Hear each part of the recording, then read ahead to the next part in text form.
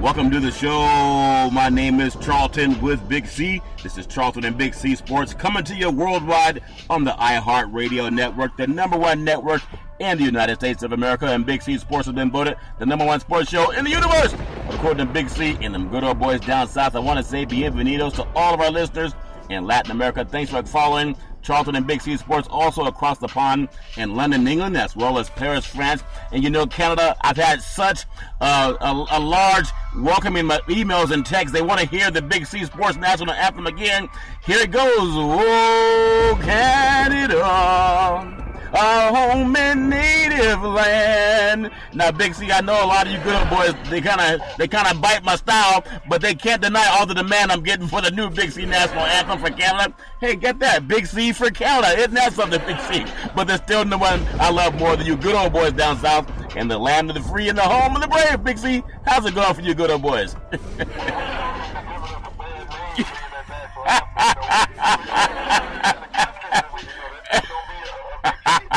That's funny. That's funny.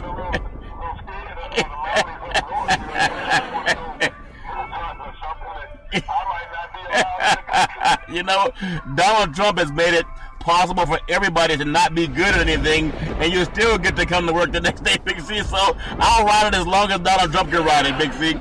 But I do want to say today is a beautiful May the 17th. 2017, and there's so many great things going on in the world of sports. We have Golden State really starting to flex some muscle out on the West Coast, showing how much better they are than the San Antonio Spurs, at least for one game, Big C. Baseball's back in the swing of things, so people are trying to hit more home runs.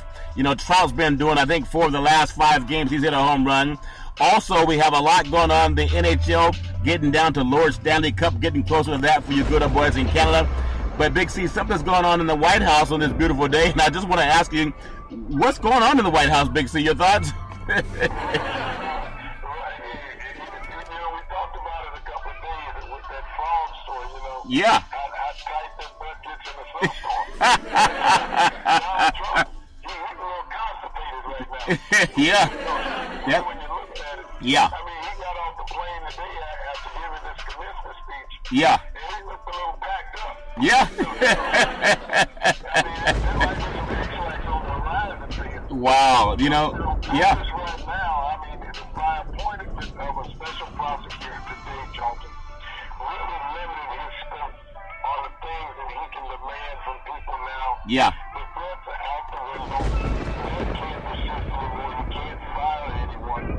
And today, when the special prosecutor was appointed, Robert Mueller, now this is the man when they talk about the respect that Jim Comey had. Yeah. Robert Mueller has the utmost respect in the intelligence and law enforcement industry. He's the best. This is a man that was appointed by former President Bush after 9/11. Yeah. And he served more than the normal term of an FBI director. The normal term is 10 years. He served in excess of 12 years at the demand of President Bush and President Obama. Yeah. Until Comey was appointed. That's how the power brokers in Washington, the past 2 former presidents, thought of this man, Charlton, of his integrity, his impeccable law skills. Yeah. That he possessed. And now to be appointed as a special prosecutor, I don't even think Trump can pass gas right now. No, it's funny. Yeah. And Putin said of all people, hey, I got tapes for the meetings. I'll let people have the tapes. Yeah, isn't that something? Here's the president of the United States having Vladimir Putin give the tapes to defend him. Yeah. Now, if that's not something that your constituents look at and say, why can't you give them up? You have the man that they're investigating you about and having his double agents coming to the White House. Yeah. And now they're going to serve the American public a bill of goods. How stupid are Trump's constituents now, and even the Republican Party, to say, okay, Putin is coming to the rescue of Trump. Yeah. And even for the, if you're the dumbest person, you know, sometimes you just get an F on your grade, not because you're dumb, but just because you didn't know the answers to the test. And that guy who gets an F, could you imagine him standing up in front of the class and trying to teach the class? Well, for every president, irrespective of your Democrat or Republican. I'm talking about American presidents. If you could imagine if they could all speak to each other. There's a book called A Team of Rivals, and it was Abraham Lincoln's favorite book, and President Obama, one of his favorite books. Could you imagine, just for the integrity of the White House, if the former presidents were to hold a round circle? And I know we're talking about in the past, so it can't happen, but if they did, if they held a round table, there's no way they could be proud of this jokester that we have in the White House. Big C, your thoughts?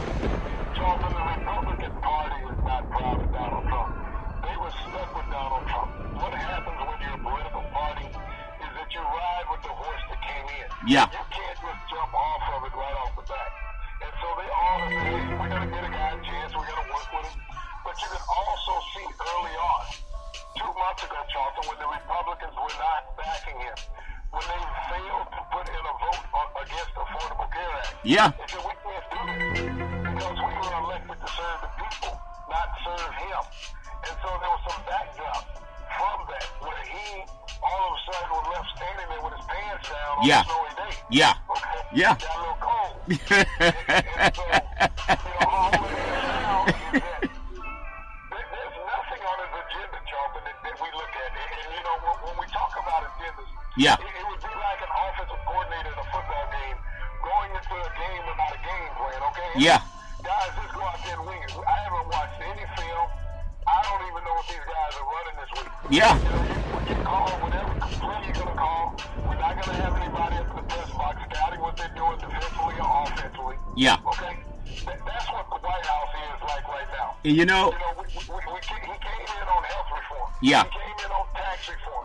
He came in on job creation. Yeah. We're over 4 months into the presidency, and all we have is Russia. Yeah, that's true, Big C. And I want to say that this segment is sponsored by your Northern California Cadillac dealers, home of the all-new Cadillac Escalade, the standard of the world. And when you go by and test drive yours, tell them that Charlton and Big C sent you. Of course, Big C is the one with all that mud. But Big C, you brought up something that's, even if a dumb person, I tried to listen to Rush Limbaugh for about 3 minutes a day because that's my new weight plan. Just go ahead, eat, listen to Rush Limbaugh, and then you'll throw up in about 3 minutes, Big C. He can't even talk right now. He doesn't know what to say. When the good old boys even understand that Vladimir Putin, Vladimir Putin says, I have the transcripts of what happened in the White House. Doesn't that tell you they've been spying on the White House, Big C? Your thoughts?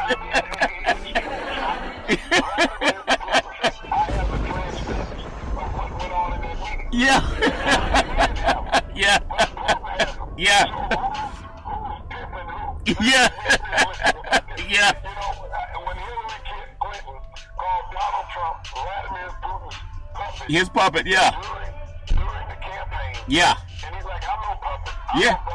Vladimir came on television and said, Trump is my puppet. Yeah. I got the transcripts of his meeting. Yeah. Okay? I'm in Russia. I know what's going on in the White House. Yeah. If that's not a wake-up call for people that says Russia has nothing to do with this, from Fox News today on that. Okay? And you know what they call that? Fox will not say anything about it. You know what they call that in the black barbershop? They call that Putin throwing Trump under the bus, Big C. When Trump's gonna say there's no. Yeah. That is horrendous. And so I wonder, someone I'm really disappointed in, but I was never really proud of him. But he was kind of the hope for the Republican Party. And Speaker Paul Ryan, he has no spine. He's so weak as a leader. He doesn't even have the balls to stand up and say, we need to investigate and find out what happened. He's always trying to hide. The honest guy in this, of all people that's honest, is Vladimir Putin, saying we have the recordings of what happened. We have the transcripts. And that kind of went over the head of some of the knuckleheads in media. How does the guy who kills people, Vladimir Putin does, okay? I think there's been about 12 people involved in his investigation that showed up missing or dead, okay? And he's going to say on American media that he has the transcripts of what happened during the conversation with Comey, but Trump doesn't have them. That just tells, even if you're dumb, it's hard to keep defending stupidity. But Paul Ryan, what a joke. He doesn't even have the backbone to stand up for the American people. He's still trying to be partisan. He's going to be like the guy on the Titanic. Wasn't it the captain that got off the boat first? The good old boys that stayed on, they all sank and drowned, Big C. Is that what we're seeing in the White House? Paul Ryan, he was asked the question when he was leaving his press conference. Do you still have the same confidence in the president you had when he took office? He walked away. He didn't say no comment. I used to have hope for him. Yeah. He knew he has to stand up there and speak of the House, leader of the Republican Party, and hold the face to hold the party together. Yeah. Because the minute he says, I have no confidence in the president, there's an impeachment in process. So what we know impeachment's going to happen. The mere word of him saying, I have no confidence in the president, Yeah. the impeachment proceeding starts. Well, he doesn't want to be the one. He wants the Democrats to start it. Yeah, yeah. Because he knows any negative word that he says as Speaker of the House, leader of the Republican Party in the Senate, if he says, I have no confidence in the president Yeah. and what he's doing, the impeachment process started. And it started by the Republicans. That's the last thing they want. They're going to follow through with what the Democrats do. Yeah. But they don't want to be the party to impeach their own president. But, John McCain, which I think is the most respected Republican out there, if you can't respect a guy who was captured in war and he was fought for this country, there's some things that maybe he did or did not do, give up information to be released to Big C. But the situation that he was in, you do what you can to survive, but at least he's a fair man. People may or may not like John McCain, but I respect him because he stood up in a racist Republican society because they all came on Obama like he was the Willie Lynch letter. And he said he's a good man when some Caucasian woman said he's a Muslim and you can't trust him. John McCain, in front of a group of white people, had the character that Donald Trump doesn't have. And John McCain, as a white man that has every advantage that anyone has in this country, he said, no, ma'am, that's not true. He's a good man. We just happen to agree or disagree politically, but he's a good man. And he'd made that lady sit down because he wouldn't go for that garbage. That's what the kind of leader our country needs, Big C. Why isn't John McCain the head of the Republican Party? He's the only one that can save him right now. Your thoughts? Well, Charles, the reason why John McCain is not there is because he's not sexy. Yeah. He doesn't have the flair.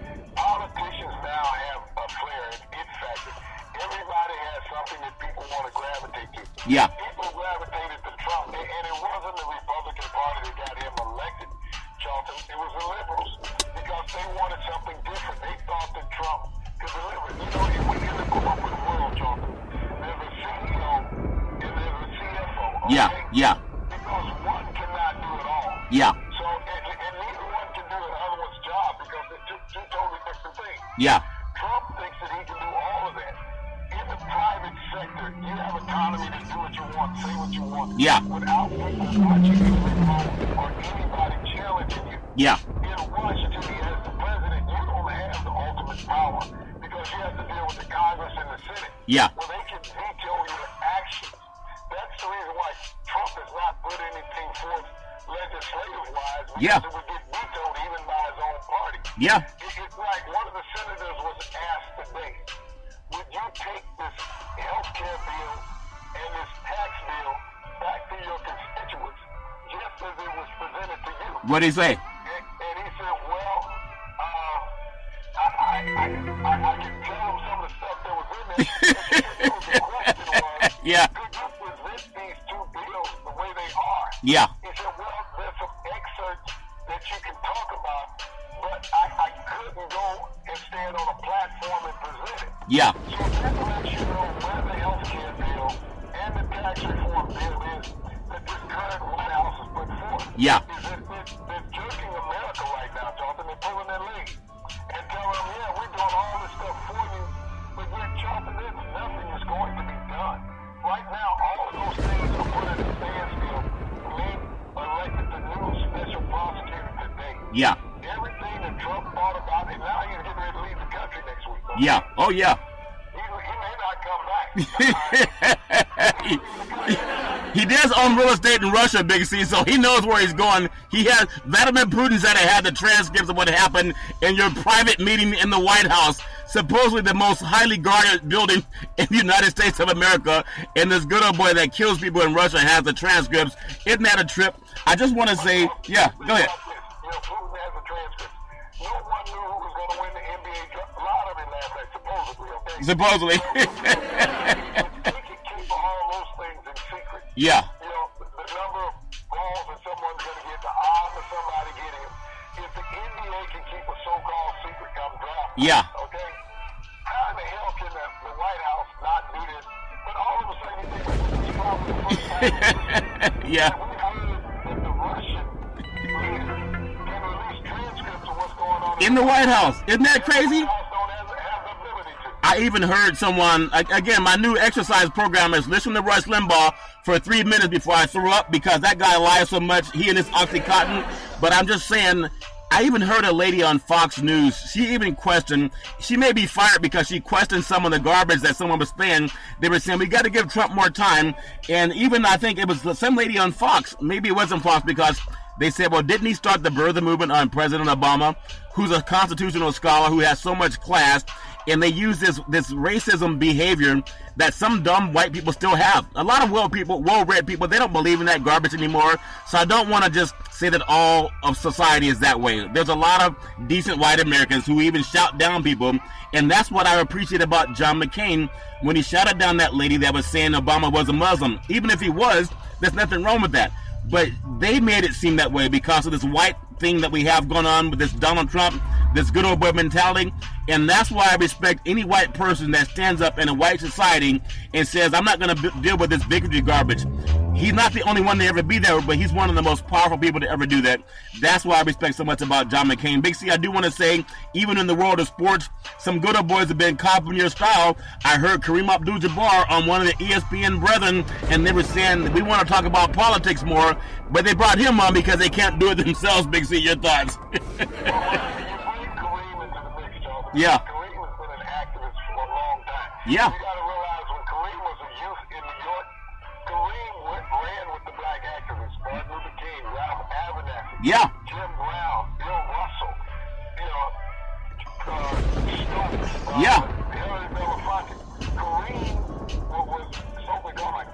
Kareem was right in the mix with these gentlemen, John. Yeah. And so he became politically savvy and aware and socially conscious at a young age. Now you got to realize because he was always above the crowd based on his height growing up. Yeah. That he knew what it was like to be set apart from people. Yeah. As a youth. So it only helped educate him to what he needs to do as an adult.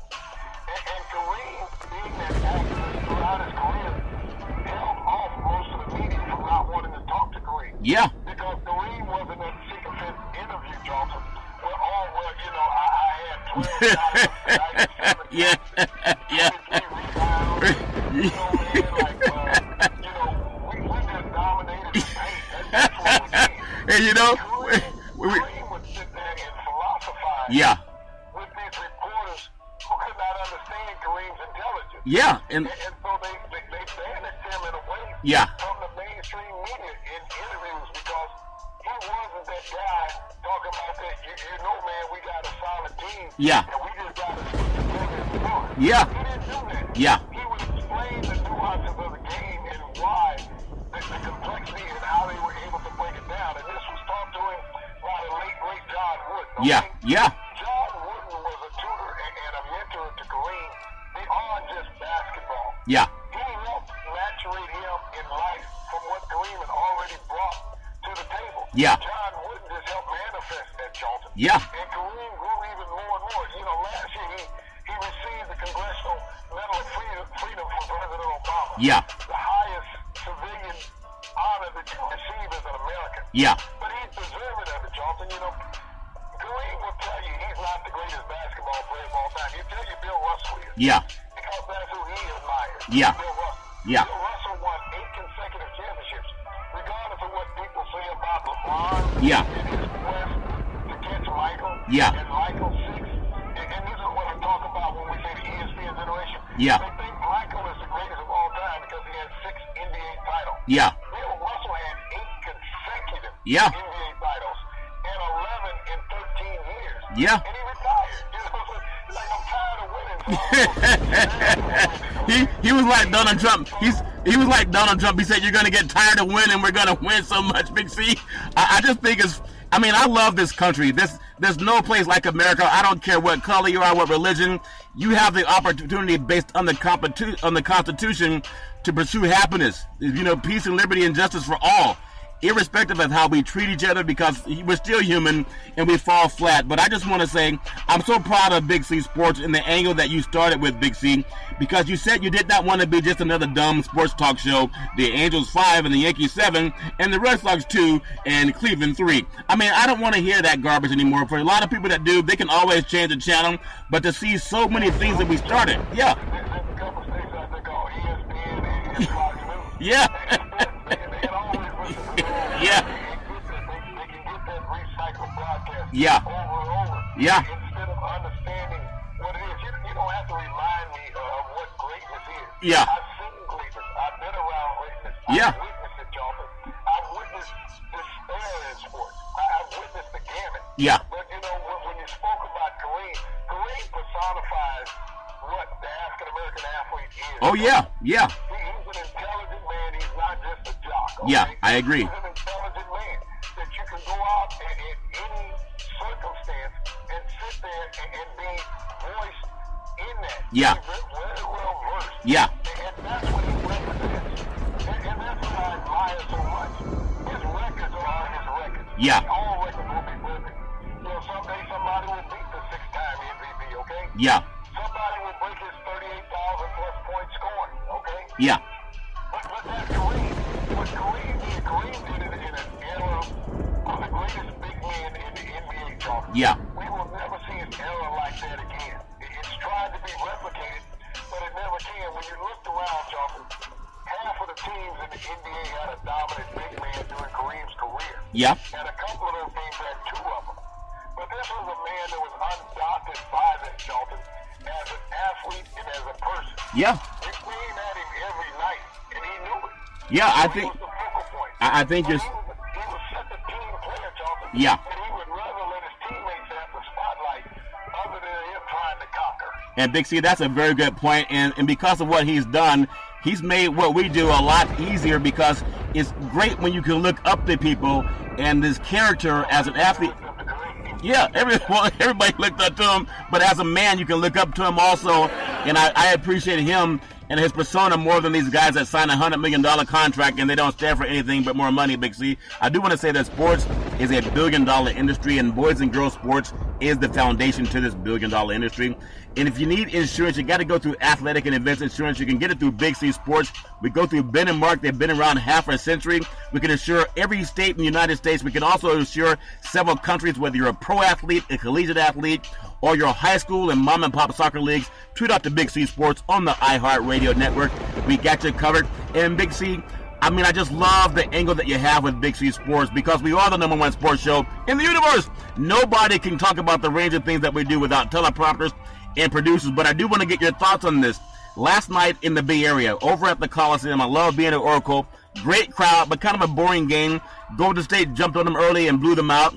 But San Antonio and Golden State getting into the game, I think Coach Brown got a little police angle from the Oakland PD. Big C, your thoughts? It's ironic, regardless of how high you rise Yeah, as an African-American in this country, yeah, you still get pulled over. DWB, okay? yeah, That was Mike Brown's offense last night. DWB, he was pulled over on his way to work because he would not let the Cleveland Cavaliers, the San Antonio Spurs bus pass him. yeah, The police pulled him over. And now he's coaching an NBA team in the Western semifinals. yeah, Got his NBA credentials and the Warriors credentials with him. Police didn't care because he was a black man in his SUV. yeah, He shouldn't have been there. yeah, He shouldn't have been there. In the police mind, and I don't know whether this officer was black or white, Joseph. I'm just saying that he was an officer yeah, doing something that was not right. yeah, Here's a man that was doing nothing wrong legally. Think about it. You're an NBA coach. You're doing nothing wrong legally. We always hear the stories of some black man that said, well, he had to do something. right. Rodney King, right? Rodney King. Yeah, Pulled him over and all this other stuff. They wouldn't have pulled him over just for driving. He's driving to work. yeah, So, not driving to a bar, not driving to a party. Yeah. He's driving to work. Okay? Yeah. He's doing a very important job. He has the credentials. He even has a sticker on his car for parking. And official parking. Yeah. Yeah. They put him on cars, okay? yeah, With a sticker on a lanyard. He has his NBA credentials with him in the car, as well as his ID. yeah. This cop didn't care, okay? There were several officers. They even called for a backup. They called for a backup, and he's going to go coach the Golden State Warriors. And I know a lot of it, maybe a lot of the media didn't catch that, but that's part of this Donald Trump stop and frisk and turn up the pressure on the black community. And it doesn't matter he's a multimillionaire. It doesn't matter that he's coaching arguably the best team in the NBA. he still was subject to that behavior, Big C. He was driving while black. Yeah, yeah. That was the thing. Point blank, all of the discussion. Mike Brown last night was driving while black on the way to work. Yeah, okay? yeah. And it was still daylight. All right? Yeah, and this guy was not bragging about grabbing women by the vagina like Donald Trump does, who's still in the White House hanging out with Putin. I just think it's a joke when Vladimir Putin said, "Hey, you don't have to worry about the transcripts. I got them." he told the whole world, he told the whole universe, "I got the transcripts from the Comey conversation, Donald. Just call me. I'll speak for you." What in the world are we having him speak for the President of the United States? Anyway, we're going to get to touch a little bit of basketball, Big C. I want to say yeah. Yeah. Yeah. 2 years ago, Robert Ursay, the owner of the Indianapolis Colts, Yeah. was pulled over by Indiana State Troopers, okay? Yeah. This man had $27,000 of illegal Oxycontin Wow. in his car, okay? Wow. And $22,000 cash. I don't care who you are as an American, when you have over $10,000 in cash in your possession, the IRS is supposed to know about it, okay? Yeah. So he had gone and bought $27,000 worth of illegal Oxycontin, probably paid double of that for it, paid at least $50,000 for it. We didn't hear about a gang of police being called No. against other things. We know that one trooper took him in because he seemed to be intoxicated as he was staggering trying to get into the jail. Yeah. They didn't do a blood analysis on him, okay? No. To prove that he was driving while intoxicated. But they gave him the graciousness of taking him to jail with dignity, okay? Yeah. Even though he had committed a felony act. And he got off not even with a misdemeanor, Charles. Yeah. He committed a felony act. Now, this is what Jeff Sessions just called for in Donald Trump. Yeah. Okay? Yeah. Black men that are trafficking narcotics get the maximum sentence, okay? Yeah. Robert Ursay, the owner of the Indianapolis Colts, was trafficking illegal narcotics. Didn't get a day in jail, Charles. No. A day and a half way out. No, not at all. And also, I know, I don't... Well, I don't know if Rush Limbaugh, but he had that. What was he addicted to that he had the... Rush Limbaugh was caught one time with $40,000 in Oxycontin. How much? $40,000. So that stuff that Ursay had was baby crap compared to what Rush Limbaugh had. Did Rush Limbaugh get arrested, though? $20,000 to $40,000 in Oxycontin, and you can't say that's for personal use.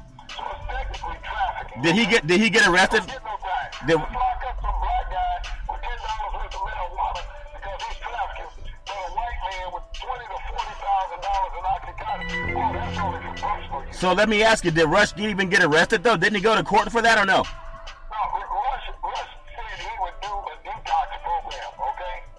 And I don't know what he was detoxing on, but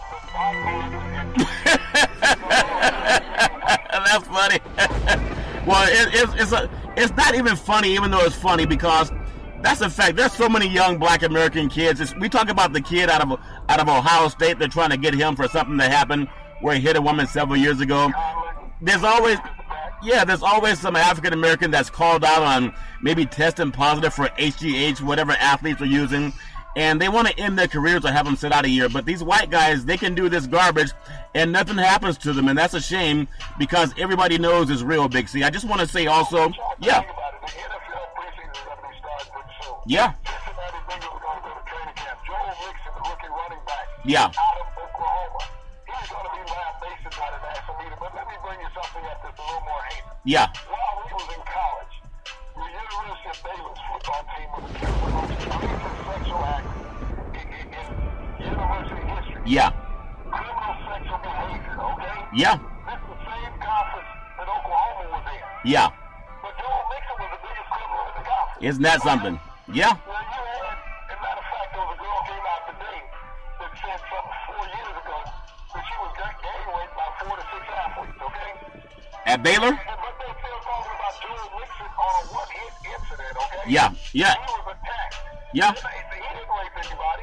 And Baylor, it was hidden by the university's president, the head coach, but they were white, though, okay? And that's the thing. White guys hid these criminal activities. Yeah. And they're still persecuting Joel Mixon, who lost his scholarship for a year. And see, that's what I wish our media brethren would be honest about that. The Walter Cronkite, that angle, just the facts. if you tell the facts, you can always Google everything we say. You'll oftentimes hear it repeated later. Big C, I want to touch a little bit. The game last night was a blowout at Golden State. Obviously, I think even Kawhi Leonard would not have made a difference to lose by that angle, and Pop said they really didn't have the energy. But let me ask you, don't you blame Coach Pop for not having his team ready, Big C? Your thoughts? Well, I think Pop was setting his team up for the media.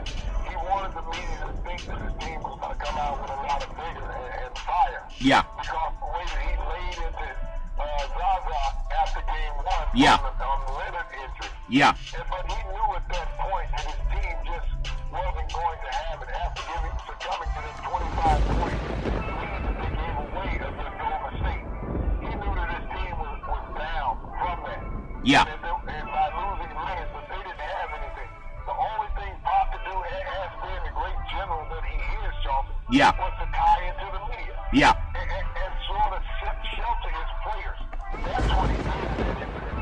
He got into the media. He got into Zaza. But Zaza, I mean, played an outstanding game. And Leonard went down. Yeah. But as we talked about, there's 4 other Warriors that you got to worry about. Yeah. At all times.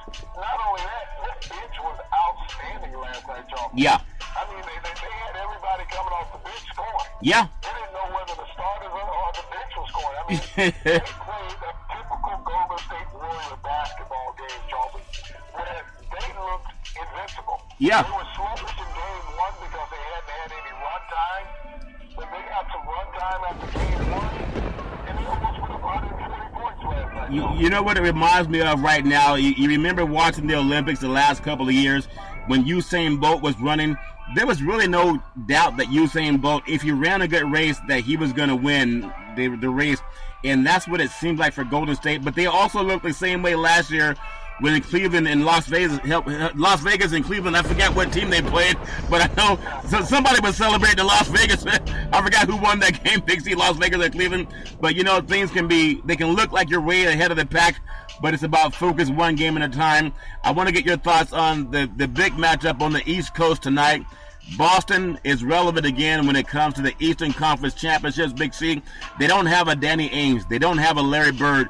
They don't have a Bill Russell. You know, there's no Casey Jones on the bench coaching these good old boys. But your thoughts with Boston and Cleveland? Cleveland's been off for a long time. You know what it's like when you go a long time without sipping on moonshine. The first time you sip it again, you kind of get knocked out, Big C. Is this a chance for Cleveland to fall flat on their face in game one? Your thoughts? Well, you know, you think about it. 9 days, okay? Cleveland has played a basketball game, Joe, for 9 days. Yeah. And when you think about it in totality, since the playoffs have started, since the season ended, okay? Cleveland's had 25 days off since the season is ended. Yeah. So when you talk about a well-run team, it's Cleveland. But is Cleveland sharp? That's going to be the key. We witnessed that with Golden State. Yeah. Just a couple of days ago on Sunday, when they came out and they were flat. Yeah. And they were down before you realized it. You know, it's like, whoa, how far down can they go? Yeah. And so, you know, is Boston going to be under that same shock status tonight with the Cavaliers? Yeah. Now, you know, this is a team that's full of firepower. You know, Cleveland is as healthy as they've ever been going into the playoffs. Last year, they didn't have Love with the shoulder injury, but now they have it. We have a full complement of players. Yeah. But, you know, Boston right now is riding a wave of emotion. But that's where they are. Yeah. And so, this first game, they did it at home. Now, remember, it's been a minute since they lost at home. Yeah. They won every home game in this playoff. Yeah. So, that's the one advantage that they have. Can they take this game from Cleveland tonight? It's going to be very interesting. You know, can they keep that same hot streak going they had in Game 7 against Boston? Yeah. But, you know, we know what LeBron can do at any time. When it comes to bully ball, he can take over a game. Oh, yeah. And when you... And the official's not going to call a foul on it. Well, when you think about... Nobody tuned in to see the officials call a foul. Tuned in to see LeBron play. Well, you think about this. Even going back to LeBron and how great he's been as an athlete, even at 17 years old, he was on Sports Illustrated out of Akron, Ohio, St. Vincent St. Mary's High School, a 6'7", 225-pound guard averaging 30 points a game for a high school basketball team. And people compared him to Air Jordan now. Now, isn't it so ironic that when you think about basketball and some of the greatest games played, a lot of these games took place in Boston, Big C, whether it was Kareem and the good old boys from the Lakers going there and playing. Michael Jordan, he had some great games against Boston. I think he dropped a 63 on the Celtics one year, Big C. I think it was Celtics that he scored 63 on. You had Johnny Most and all this good old boy talk. As a great commentator, Johnny Most, and that Celtics win, but I love the way he spoke. Larry Bird being the great white hope for the NBA because it was dominated by black men. They needed a white guy to say he's just as good, so Larry Bird played that part because he was good, irrespective of what color he was. Now you have LeBron, never really playing on the East Coast, but going back to the East Coast, is it the same type of atmosphere that they had when Jordan showed up, when Kareem showed up, and Magic Johnson showed up? Big C, your thoughts?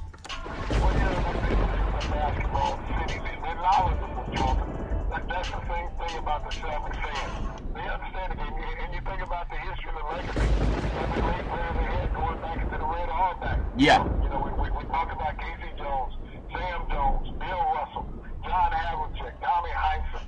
Even the great Dave Cowens when he played against Kareem during those great battles of the 70s with the Milwaukee Bucks and the Boston Celtics. That's an era that really goes on. Yeah. JoJo White and guard, who led the team, and after that, Tiny Archibald, who Isaiah Thomas reminds a lot of people of, a diminutive left-handed guard who was fearless. Yeah. And that's what the Celtics are right now. They don't have that dominant big man Johnson, but they play well as a cohesive unit. What really has to happen tonight is Horford. Horford played well in the Washington series. Yeah. Horford came over in free agency from Atlanta last year. And he had been kind of stymied through the season. But here in the playoffs, he stepped it up a little bit. Yeah. He's really going to have to step up this game tonight. He's going to have to force Klay Thompson to play some defense. Yeah. Now, if he can bring Klay Thompson out of the middle, hit a couple of mid-range jumpers, yeah, what does that do? It opens it up for Isaiah. Yeah. LeBron can't be on the court everywhere. Yeah. Isaiah can run the legs off of LeBron if he has to. Yeah. Okay? Through penetration. But if Horford can get Thompson out of the paint, Boston really has a solid chance tonight. Yeah, and I think that's a great point you bring up, too, because we saw what happened with Golden State in their first game against San Antonio. They're a much better team, it appears, at least, Big C. But taking time off, I mean, any athlete that's ever worked out and then in the offseason you kind of get out of shape, you eat a lot of food and bomb on like Charles Barkley does. Charles Barkley eats something. He might need to get on the Rush Limbaugh diet where you throw up after 3 minutes of listening, Big C. He could probably drop some pounds too. But obviously, game one is where if you're going to get them, Boston they got to get them tonight because I don't think they can get them in game 2 or 3, Big C, especially game 3 and 4 going back to Cleveland. And your thoughts on that too, Big C? I think if there's any chance to see more than, say, a 5-game series, it has to happen tonight. If Boston wins tonight, they might have a chance to steal one in Cleveland, and maybe we are looking at 6 games, but I think it's over in 5 or 6. Your thoughts? Well, it's not going to go more than 6, Charles.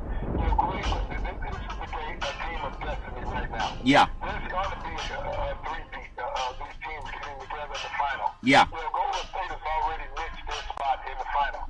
Cleveland doesn't want to be stretched beyond really a 5-game series because they don't want to be dog-tired going to play Golden State. That's going to give Golden State the advantage. Yeah. They want to get this over as quick as possible. So they're going to do all that they can. And like I said, the key tonight is to be able to open up the lane for Isaiah Thomas to get down in the paint. Yeah. LeBron James, you talked about in high school him averaging 30 points a game. Yeah. Well, he's averaging 30 points, Jonathan, in his last 7 playoff games. Yeah. So he's still on that pace. And he's having the best playoffs of his career. Yeah. So, LeBron James is being what LeBron James is, the best player in the universe. Yeah. So he's not going to want to take a step back. Isaiah Thomas, we saw how it was last year. Yeah. With Steph Curry in the final after being the unanimous MVP. LeBron just took it over. Now, Boston has won the Eastern Division. And so playing the Cavaliers as the Eastern Division dominant team. Yeah. LeBron's not going to stand for that. If nothing else, his motivation is that, finishing second in the regular season to Cleveland, to Boston. Yeah. He wants to show people that they are the best deal. And Big C, also in the angle, we're talking about POTUS. We're talking about what happened with they're putting Kareem Abdul-Jabbar all over ESPN, as an activist. I just want to bring this point up because I think about I think about Russell back in the day when he played for the Celtics, an 11-time NBA champion.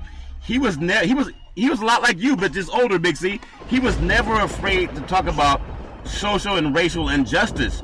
That's what made him a man. And as an African-American man, I love intelligent people because that's how you learn. Whether it's Muhammad Ali, the late Muhammad Ali, or Harry Edwards, he's a very intelligent man, and Michael Eric Dyson. You go back to Frederick Douglass.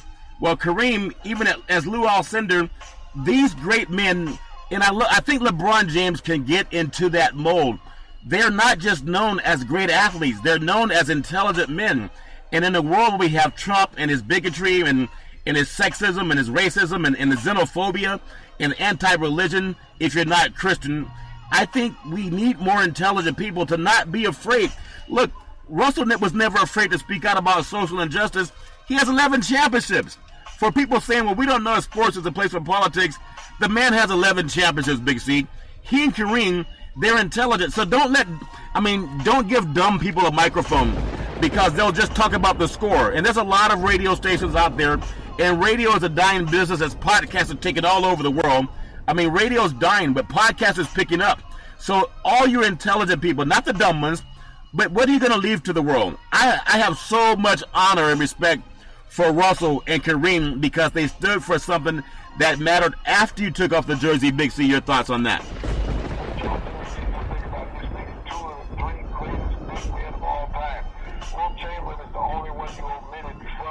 Yeah. But, you know, when I want to look at how people pay homage to those guys, because we have a dumb ESPN generation now who don't understand the greatness of these former athletes. When you look around these arenas around the country, Charles, and you see all these statues going up of players who played in the ESPN generation, okay? Yeah.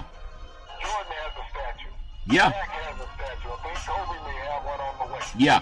I don't know if the mailman has one in Utah, but several other players have statues around the country. You spoke about Bill Russell, 11 NBA titles. There's no statue of Bill Russell. Okay? No. Wilt Chamberlain, 100-point game. There's no statue of Wilt Chamberlain. Kareem Abdul-Jabbar, 6-time MVP, 5-time champ, all-time leading scorer in NBA history. Yeah. And top 3 in rebounds. There's no statue. These men were greatness, okay? They personified what the game was about. Yeah. They were leaders on and off the court. They didn't worry about the next contract they were getting. They went out and played and led by example. It wasn't showing up to the arena with $100,000 worth of jewelry on, Charlton. Yeah. It wasn't about that. It was about being prepared to do battle. That's what they did, and they did it with graciousness and integrity. We don't get that anymore. You know, it's like the lottery was held last night. Yeah. You know, and everybody's talking folk and ball. Who's going to go number one? Neither one of them will make an immediate impact in the NBA, Charlton.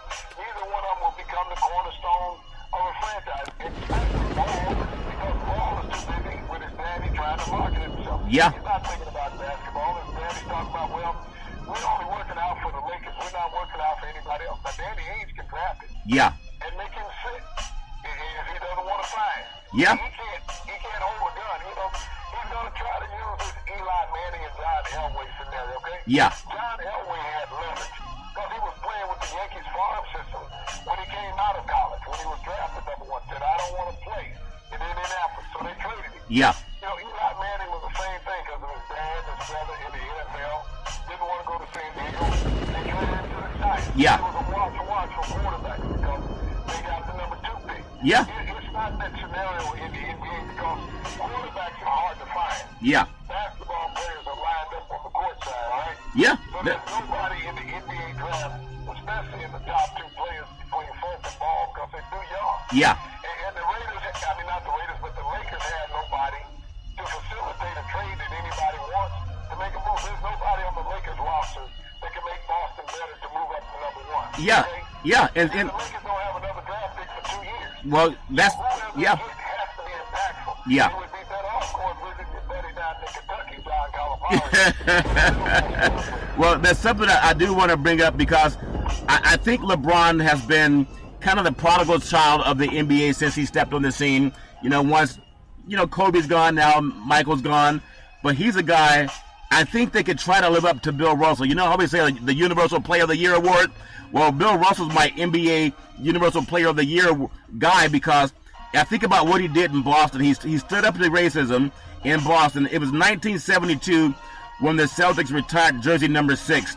It was almost no fanfare at all. It took them 44 years after his retirement for the city of Boston to honor Russell with a statue at City Hall Plaza in 2013. After 11 championships, it took them 44 years to honor that man. After 11 championships, and all people can talk about now is the posse that Phil Jackson so disrespectfully said about LeBron James. I just even think about Russell now. Whenever there's an NBA championship, he's always there helping to hand out the trophy, Big C. I think as black men, no matter what we go through in life, you know people are going to be hard on you at times, okay? But Russell, he embodies persistence. He embodies excellence. And I think he did it, and he did it in a lot of opposition in Boston, the city that he gave 11 championships to. I hope that every African-American player can pay more homage to not just his championships, but what he stood for as a man. And contrast that to Donald Trump, and they actually go to the White House to meet Donald Trump, who's a bigot and grabs women by the vagina, Robert Kraft and the good old boys Brady. It took 44 years to give this man a statue. Is that crazy, Big C? Your thoughts?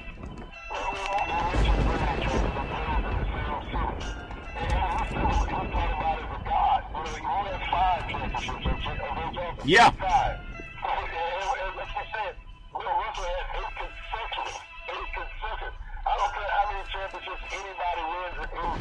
Yeah. Yeah. Yeah. Yeah.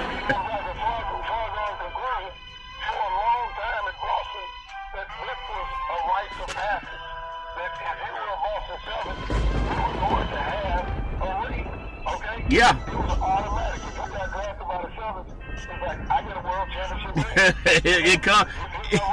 It comes.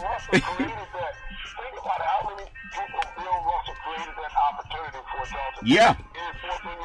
Yeah. Yeah. Such a percentage. Some players never get to the game, Charlton. Yeah. Never get an opportunity in their career to play in a championship series. Yeah. It was with frequency that he did it. Yeah. But he did it with integrity. Yeah. He wasn't cocky. Think about it. Bill Russell was a player that came together, taking a team with that many titles. Yeah. He couldn't pay him enough money. No. He couldn't have enough endorsements. His ego would be as big as all outdoors. Yeah. But not Bill Russell. Bill Russell wouldn't do that, Charlton. And that's what I hope that. Player could not work in that environment. And I hope that Lonzo Ball and his dad can learn from the class that Bill Russell. Bill Russell did it with racism in his own town. We talk about Jackie Robinson integrating baseball, but Russell dealt with so much bigotry. We talk about what just happened at Fenway Park in the Baltimore Orioles.